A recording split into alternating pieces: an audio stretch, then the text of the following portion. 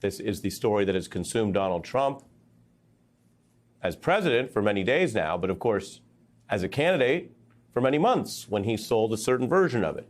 His history with Epstein and those people and those victims are all something that he has had time to reflect on, and he seems to be unable to clearly explain what he did then, what the nature of their relationship was, how it ended, what he did or didn't say to him at the time. Maybe they were friends without any other crimes, but why deny and sue the Wall Street Journal over those alleged birthday salutations if that's all they were? These are the kind of questions that are dragging down Trump. And that's the Epstein history personally. That's before you even get to, of course, the handling of this in government. That MAGA and other critics are dealing with not only whatever Trump's personal history may or may not be, could be nothing of an ethical or legal dimension. That's possible. And he still has to answer for why there is the apparent secrecy, the broken vow to release material, and now what many podcasters and critics call a blatant cover-up. They put out a memo saying we can't release anything more. Days later, under pressure, Trump says we might release more. All of it looks like a Watergate of sex trafficking. Doesn't mean we know who was involved beyond what the case showed. I want to be very clear. I've said that repeatedly. But it does mean on the cover-up side, there are questions that are just not being answered, whether that's from reporters, MAGA allies, legal analysts, and we've heard, of course, from some victims who've also criticized the Trump government administration's handling of this, totally separate from whatever happened back at Mar-a-Lago. In Washington, Republicans are subpoenaing Maxwell, partly because they apparently don't think that whatever DOJ did is enough. They want to talk to her themselves. And some Democrats say what DOJ did is suspicious. So again, a bipartisan view that other government officials are breaking with Trump and want to handle this separately because they don't trust him. Maxwell even saying she would testify to the Congress under conditions like immunity and getting some briefing about advanced questions. Committee says it won't try to grant her immunity. It's not even clear when you're already incarcerated in these federal crimes what other immunity would really be relevant, except for perhaps, of course, lying to Congress and perjury. Maxwell's lawyer, talking about Trump, says in the alternative, were she to get, quote, clemency, she'd be willing and eager to testify openly and honestly in public before Congress. Maxwell's attorney is basically telegraphing something in public.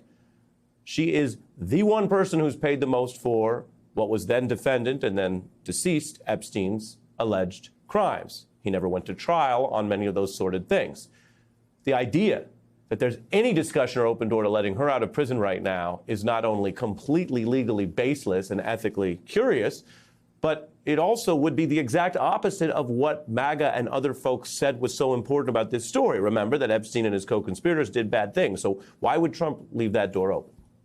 I'm asking these questions, but I'm not pretending these are just open, neutral. Some of these questions raise more questions, like why are we even talking about pardoning someone involved and convicted of the sex trafficking of minors?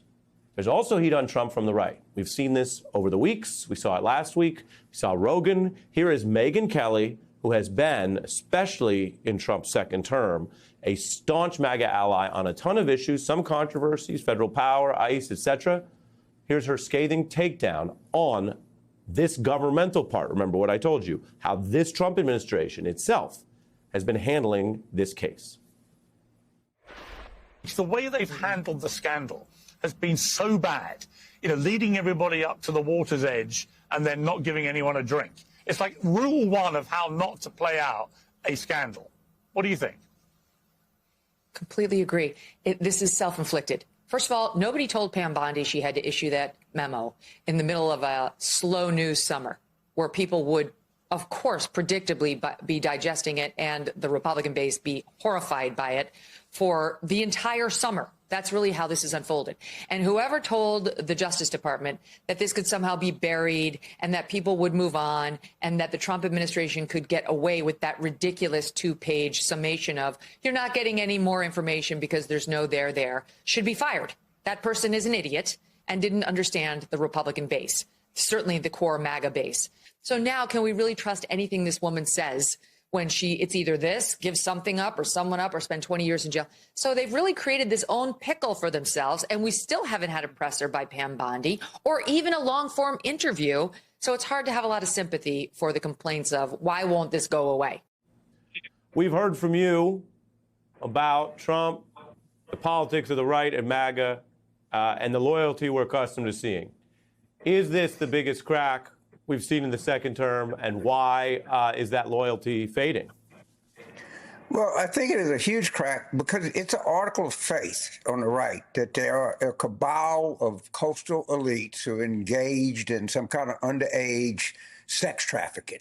See the Comet Pizza story where a guy showed up. The problem is they were right, but it was one of their own. So that is just in ways that's inbred in them, like it's just part of their DNA, that entire narrative. And to some extent, they feel vindicated by this. See, we told you, these rich people, these New York finance people, these people in Palm Beach, they live by one set of rules, we live by another set of rules. And the actual theory of the case was pretty good. But it wasn't it wasn't Chuck Schumer. It was somebody else. And that's why they're having trouble dealing with this.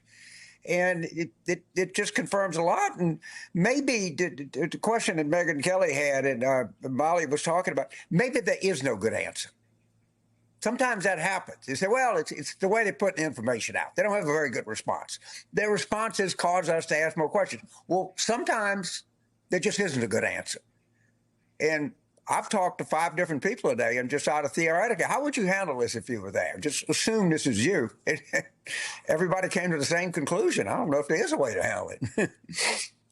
It's really on amazing. That point, why do you think Trump's handling it so poorly? I mean, you've talked before because we come to you for blunt criticism, but you're not the guy who says Democrats are always perfect. You didn't tell us Biden was perfect. You talked about age and fitness before he dropped out.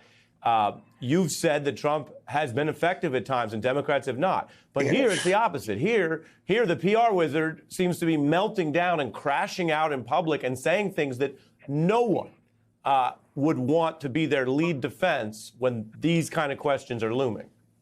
So maybe he's guilty. So maybe there is no, maybe he's scared to death at the more look. The other thing that's really interesting in here is the role of Melania and Jeffrey Epstein and Trump in the modeling business in New York City and Manhattan in the early 90s. I mean, that was a different world of event. And now, of course, you have Epstein. What do you have? A guy that hangs himself in a jail cell.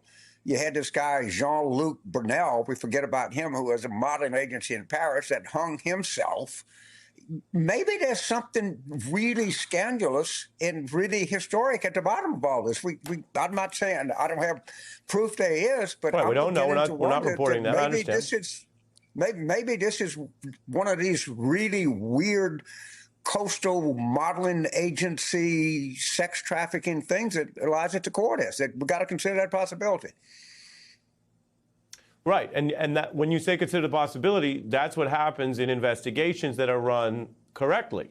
And you don't go around and say, oh, as the Wall Street Journal reports, if an important person's name was mentioned, whatever party, in this case, they report that Bondi told Trump it was Trump. That doesn't cool your heels on the release. But, of course, that brings us back to where we started, which is why, as you said, they may not have a good answer. It's also breaking through. I want to show a little late night and get your response to this.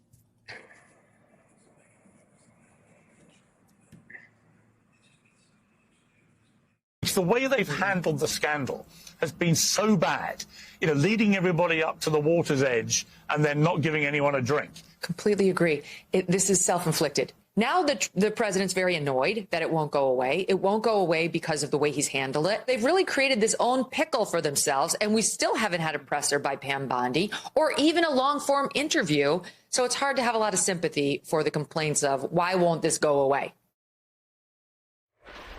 I never had the privilege of going to his island.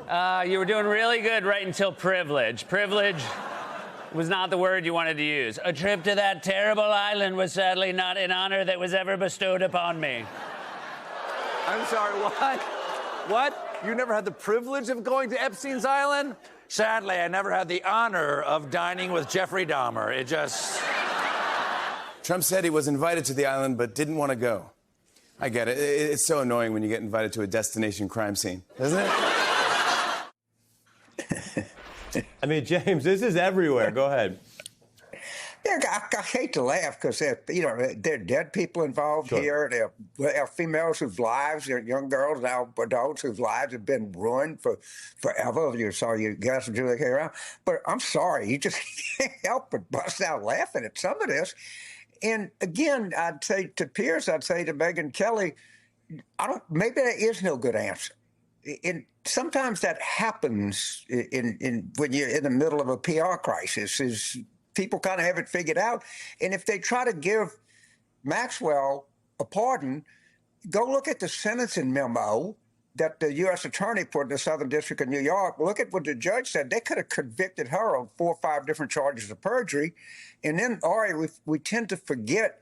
If they do pardon her, the New Mexico authorities might get involved because Epstein had a 7,500-acre ranch outside of Santa Fe, and there's stories about that being part of the stops on a travel log. I don't know, but I suspect there'll be some curiosity from maybe the statute of limitations is run. I don't know, but their questions are a lot. They got a lot. There's a lot. There's a lot of baseball left to play here.